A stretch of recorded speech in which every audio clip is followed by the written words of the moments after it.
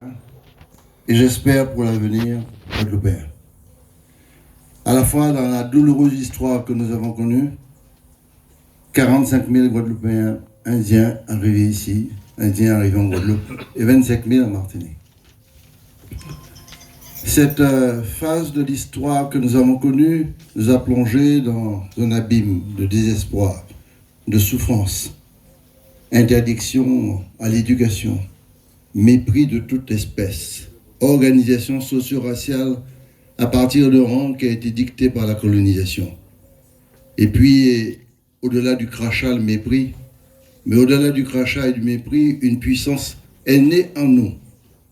Et je suis très admiratif vis-à-vis d'Ernest parce que très jeune, j'ai lu plusieurs bouquins qu'il a rédigés, dont le fameux livre où il analyse la pensée de Césaire comme parlementaire pendant 46 ans.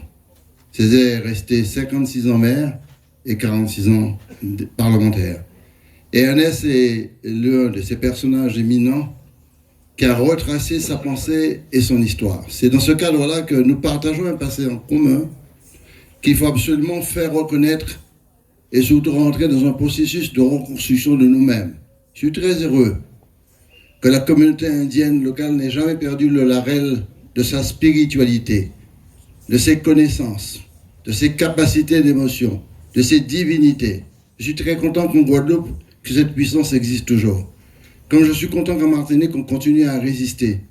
Je suis content aussi que la communauté indienne ait participé très puissamment à sauvegarder et à parler notre langue, la langue créole. Et le combat continue pour que la langue créole soit une langue co-officielle, comme le français. Il y a 2 langues en Martinique. Je ne sais pas si les Guadeloupéens considèrent qu'il y a 2 langues, mais pour moi, il y a des langues.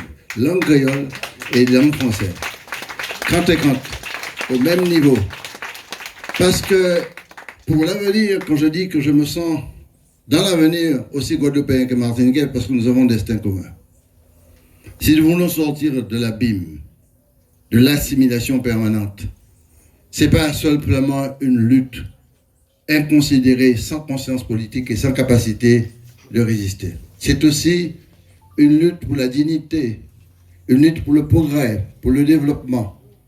Personnellement, je n'ai jamais décrété de sortir de la République. Mais la République aussi, j'en parlais avec Luc hier, Renette, la République doit aussi nous respecter, nous accompagner et nous reconnaître en tant qu'acteurs.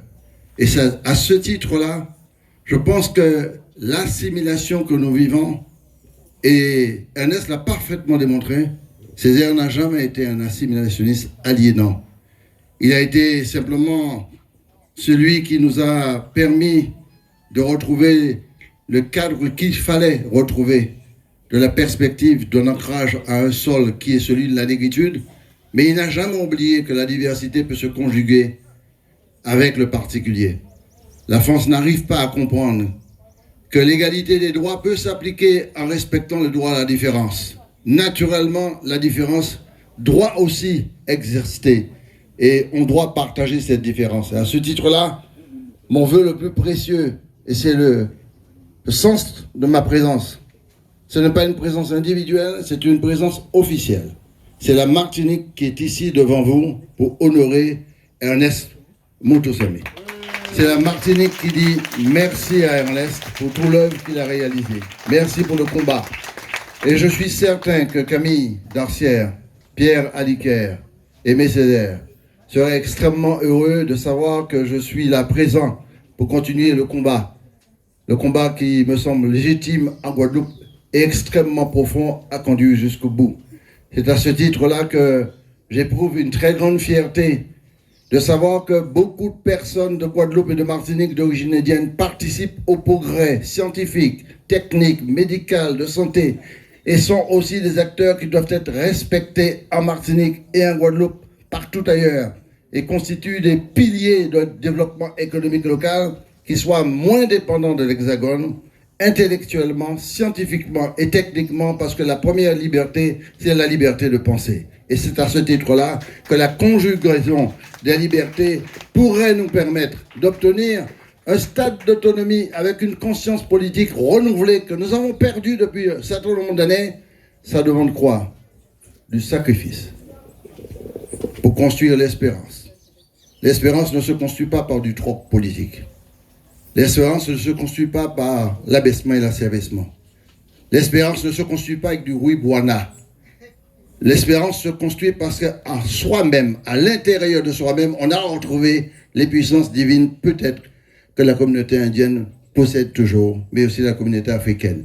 Merci pour cette invitation. Merci beaucoup et bon courage et bonne chance.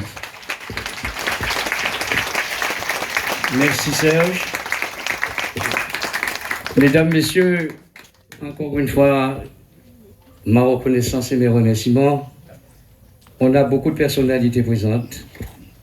On ne pourra pas malheureusement céder la parole à tout le monde, mais je souhaite que Madame Carabin, maire du Moule, dise un mot.